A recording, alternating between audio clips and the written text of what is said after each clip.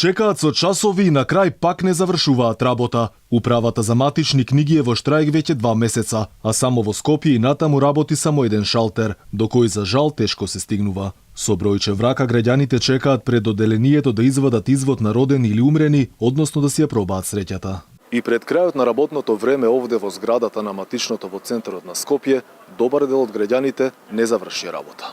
Вела дека и денеска работел само еден шалтер, па така службеникот не можел да постигне сите да ги услуши.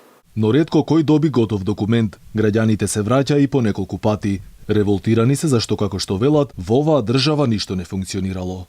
Дали е нормално да поднесам барање, да ме нема во системот, да морам да одам на компјутер да поднесам барање, за да дојдам овдека после 3 дена да земам извод. И значи треба да потрошам 3 минути, а не 4 дена.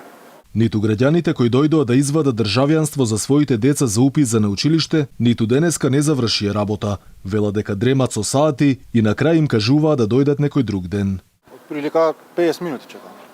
Така. Има надеж дека ќе се заврши за скоро? Па, да се надеваме дека се заврши. Ќе видиме сега. Што барате вие да извадите? Извод за упис за средна школа. Гужва има, гледам, Има. прилично. Па тој рече 1 сат, па сега ќе видим. Сат и пол највише. До 3 ти работат и толку. Околу сат, пола сат. Завршивте на време или гужва има уште внатре? Гужва има.